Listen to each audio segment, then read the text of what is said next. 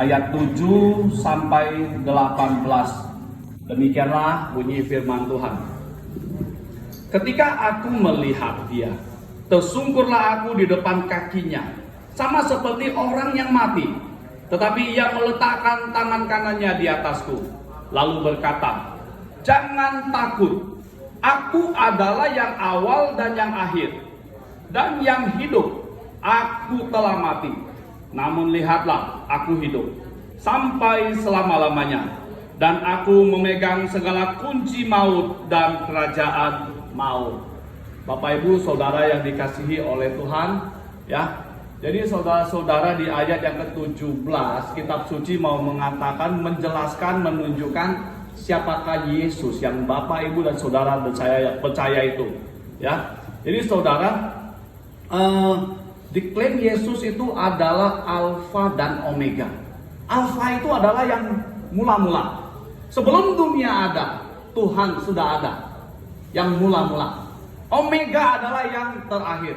Jadi Yesus itu adalah yang awal dan yang akhir, ya. Jadi tidak ada batas waktu yang bisa menguasai dia, tapi waktu datang dari dia. Lalu saudara-saudara dikatakan jangan takut, karena waktu itu Yohanes mendapat penglihatan. Dia melihat Yesus yang sudah mati, bangkit dan duduk di tahtanya sebagai raja di atas segala raja, ya. Perkataan yang sangat-sangat penting adalah dikatakan Yesus memegang segala kunci maut dan kerajaan maut. Ya. Ini adalah sebuah yang mengatakan dia adalah sang penguasa.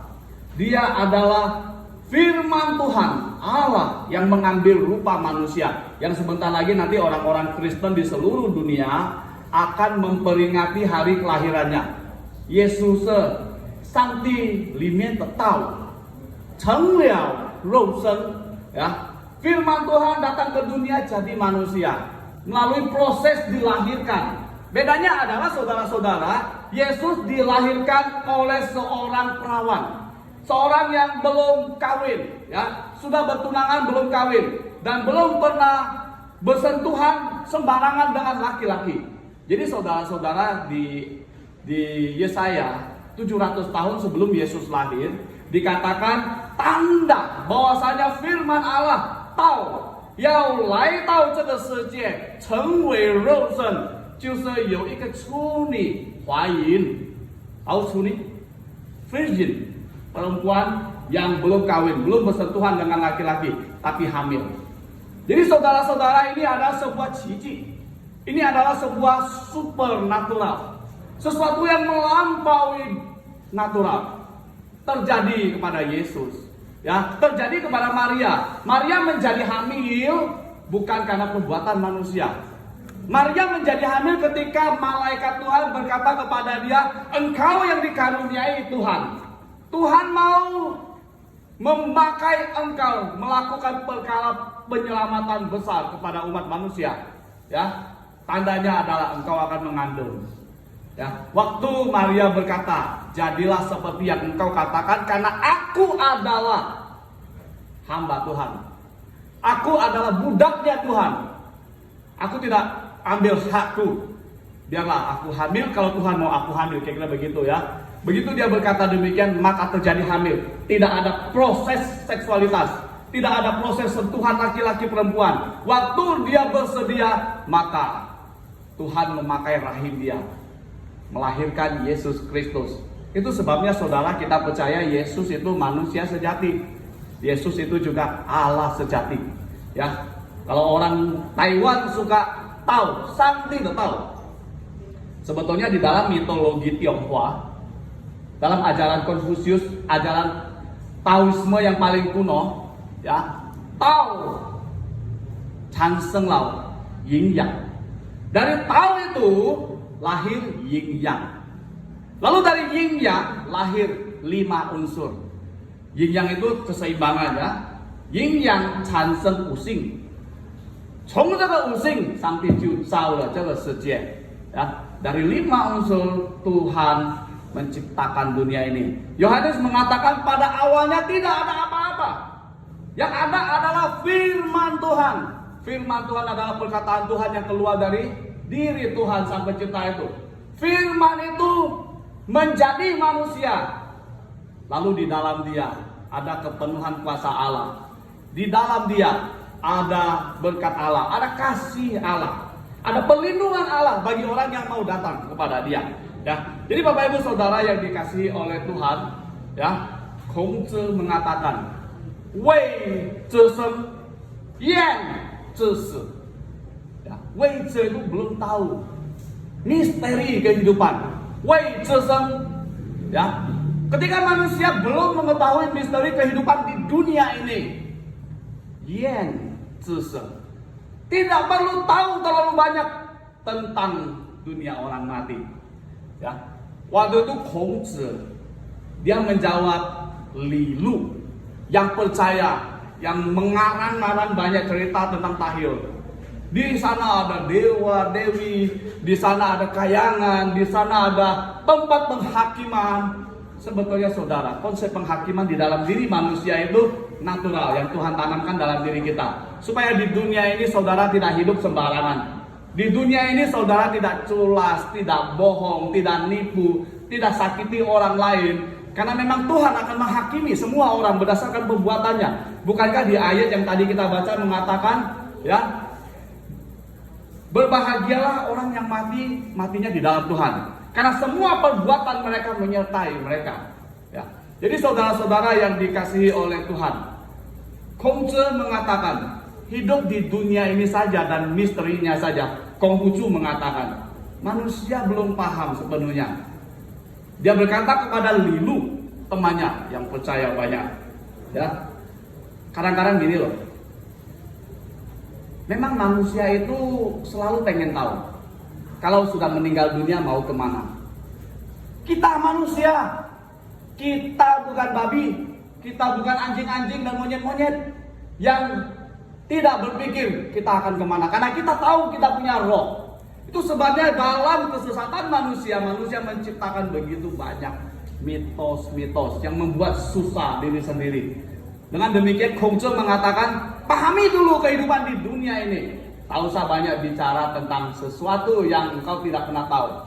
Ya, kehidupan setelah kematian. Ya.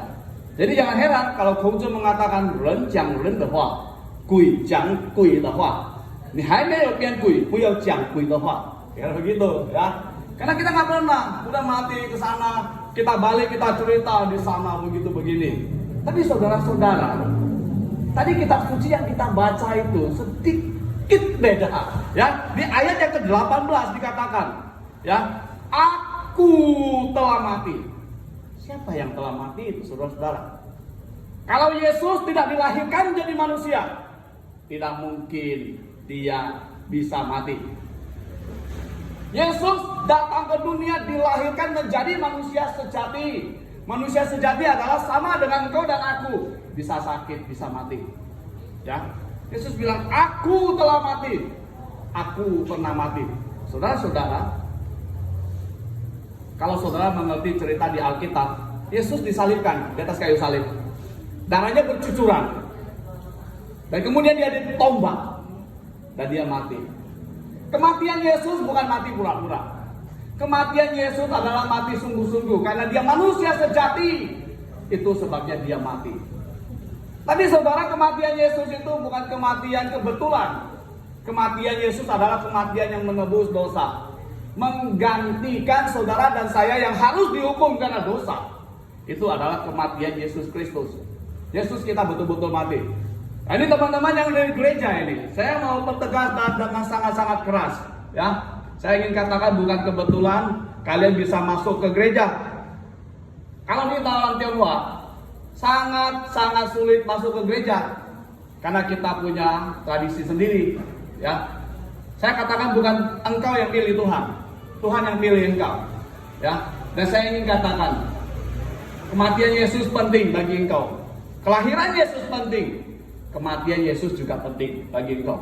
Kalau Yesus tidak benar-benar mati, engkau tidak betul-betul ditebus. Engkau sedang ditipu. Kalau Yesus betul-betul mati dan dia mati bagimu, maka engkau ditebus. Saudara tahu apa artinya tumbal? Tumbal itu ada satu orang buat salah. Orang itu harus dihukum mati, ya. Tapi karena orang ada yang mengasihi dia, menyayangi dia, ya, bukan dia yang mati, orang itu yang mati menggantikan dia. Itu namanya tumbal. Ketika ada orang yang dihukum untuk kamu, kamu tidak akan dihukum lagi. Itu sebabnya Yesus betul-betul mati. Apapun yang terjadi kepada Bapak Ibu Saudara-saudara, jangan pernah lepaskan iman percaya itu. Kalau saudara ditebus oleh Yesus, maka hiduplah menurut kehendak Tuhan. Berbuat baiklah, perbanyak cinta kasih, itu yang Tuhan mau. Jangan susah lihat orang senang, senang lihat orang susah. Jadilah yang terbaik. Waktu ini sangat terbatas, kesempatan tidak banyak. Itu sebabnya saudara-saudara, ya, saudara-saudara masih ingat sebuah kejadian di Taman Eden? Ketika Tuhan menciptakan manusia pertama, Adam dan Hawa, ya, waktu mereka belum melawan Tuhan dan berdosa, Tuhan berkata kepada Adam dan Hawa, makanlah buah dari pohon kehidupan. Saudara mengerti maksudnya? Karena manusia dibuat dari debu dan tanah, mereka tidak kekal, mereka bisa mati. Tuhan bilang, makan buah pohon kehidupan. Kalau manusia waktu itu memakan buah pohon kehidupan, maka dia menjadi kekal. Dia nggak bisa mati lagi. Ya. Nanti baca kitab Kejadian. Manusia kalau makan buah pohon kehidupan, buahnya, ya, dia tidak akan bisa mati lagi. Dia akan kekal selama-lamanya. Tuhan suruh dia makan yang itu. Tapi dia makan yang lain. Dia makan yang dilarang oleh Tuhan. Namanya buah pohon pengetahuan. Jadi saudara-saudara, dia menentang Tuhan yang memerintahkan dia makan buah pohon kehidupan, dia makan yang Tuhan larang. Nah, inilah watak manusia, ya. Lalu apa yang terjadi? Mereka berdosa. Dan pada waktu mereka sudah berdosa, Tuhan usir mereka dari Taman Eden. Kenapa diusir? Supaya pada waktu keadaan dia berdosa, dia tidak memakan buah pohon kehidupan. Mungkin kita sebut Scienko, ya. Buah dewa, tanda kutip. Itu buahnya luar biasa. Begitu makan gak bisa mati lagi. Tuhan bilang, keluarkan Adam dan Hawa, karena mereka sudah berdosa. Jangan sampai dia makan buah pohon itu. Saudara tahu artinya? Kalau mereka makan buah pohon itu, maka mereka tidak akan bisa mati lagi. Kalau manusia yang berdosa menjadi kekal dan tidak bisa mati lagi, maka kematian Yesus Kristus untuk menebus dia menjadi tidak ada gunanya. Itu sebabnya di dalam tradisi Kristen, setan-setan tidak pernah bisa menyanyikan Qi Entian, Amazing Grace, Entian, pemberian cuma-cuma.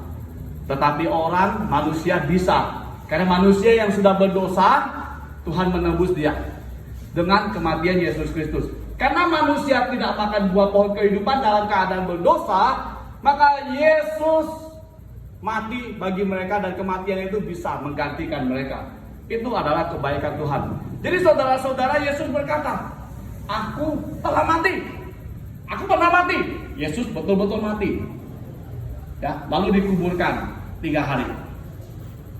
Kenapa kata dikuburkan muncul di Alkitab? Mau mengatakan dia betul-betul mati. Berarti dia betul-betul bayar harga untuk menggantikan orang mati. Ya, dan saudara-saudara, perkataan yang kedua, aku hidup sampai selama-lamanya. Saudara, hari ini Yesus Kristus yang pernah jadi manusia yang sudah pernah mati dan bangkit dari kuburan. Orang Kristen ini ada merayakan yang namanya Paskah, kebangkitan Yesus Kristus. Ya, orang Yahudi dulu kebaktiannya hari Sabtu. Hari Sabtu itu hari Sabat. Tapi orang Kristen kebaktian hari Minggu. Kenapa? Karena Yesus bangkit pada hari Minggu. Jadi orang Kristen itu seluruh hidupnya, kebaktiannya memperingati, mengingat Yesus yang sudah mati dan yang sudah bangkit itu. Itu sebabnya kita hari Minggu. Orang Yahudi hari Sabtu. Jadi saudara kalau nanti pergi kebaktian ke gereja, ingat, itu memperingati hari Yesus bangkit. Ya, kalau Yesus bangkit, semua perkataan dia bisa dipegang dan dipercaya. Kalau Yesus bangkit, dia betul-betul bersama dengan saudara dan saya. Persoalannya adalah dia mengasihi engkau dan mengasihi aku. Dan dia mampu melindungi engkau dan melindungi aku. Karena dia bangkit. Yang tidak ada satu tokoh pun di dunia yang betul-betul udah mati bisa bangkit. Kecuali Yesus. Ya, Bapak Ibu Saudara yang dikasihi oleh Tuhan. Ya, Yesus yang kau percaya dan aku percaya itu sudah mati. Dan sudah bangkit. Itu sebabnya hari ini orang-orang Kristen sambil beribadah di hari di gereja, sambil memperingati hari kedatangan Yesus yang kedua kali. Ya, kawan-kawan kita orang Muslim juga percaya Nabi Isa Al-Masih akan datang kedua kali untuk menghakimi dunia. Itu bukti Yesus kita percaya itu hidup. Dan dia sanggup menyertai engkau dan aku. Nah Bapak Ibu yang dikasihi oleh Tuhan, itu sebabnya dikatakan dia pegang segala kunci, termasuk kunci kerajaan maut. Barang siapa percaya kepada dia, kematian dia itu sudah menebus mereka. Barang siapa menolak untuk percaya, kata Yohanes pasal 3 ayat 18, dia ada di bawah penghukuman, dia ada di bawah murka Allah. Ya, jadi Bapak Ibu Saudara, kenapa ini dikotbahkan lagi? Ya, saudara-saudara perlu tanamkan di hati. Engkau sudah dibayar dengan harga yang mahal, yaitu dengan kematian Yesus Kristus. Sehingga ketika engkau ditebus, engkau menjadi milik Sang Penciptamu. Dan dia akan melindungimu. Dia akan menyertaimu, menebusmu. Dan dia persiapkan rumah kekal bagimu. Ya, jadi saudara, Konghucu mengatakan jangan ngomong soal orang mati. Ya, karena waktu itu belum pernah ada orang yang sudah mati bangkit. Tapi hari ini kita bicara soal kehidupan setelah kematian. Karena Yesus sudah mati dan bangkit dan akan datang kembali. Ini menjadi iman percaya kita Bapak Ibu Saudara. Saya sebelum pindah ke Bandung, saya sering mengunjungi Pak Temi, ya. Saya makanya kenal Ai, ya, anaknya, ya. Jadi Bapak Ibu Saudara, karena dia memiliki Yesus Kristus, sebetulnya kita boleh melihat dari cara pandang yang berbeda. Kematian adalah sesuatu yang paling ditakutkan oleh manusia. Tapi dia yang percaya kepada Yesus Kristus. Ya, Yesus berkata di rumah Bapakku banyak tempat. Kehidupan setelah kematian menjadi pasti. Karena Yesus pegang kuncinya, saudara-saudara. Kata Wahyu pasal 1 ayat 18. Yesus pegang kuncinya. Dan dia pasti akan mempersilahkan orang yang dia kenal itu masuk ke dalam kerajaan surga. Ya. ACTM ini sebenarnya dia sudah mengakhiri, Tuhan sudah mengizinkan dia mengakhiri penderitaan dia. Saudara tidak gampang terbaring bertahun-tahun di atas ranjang dalam keadaan sakit. Keluarga juga sudah bekerja keras, sudah setia untuk mengasihi suaminya, papanya, ya. Mereka jaga dia. Saya tahu setiap kali saya datang ada ketemu mereka.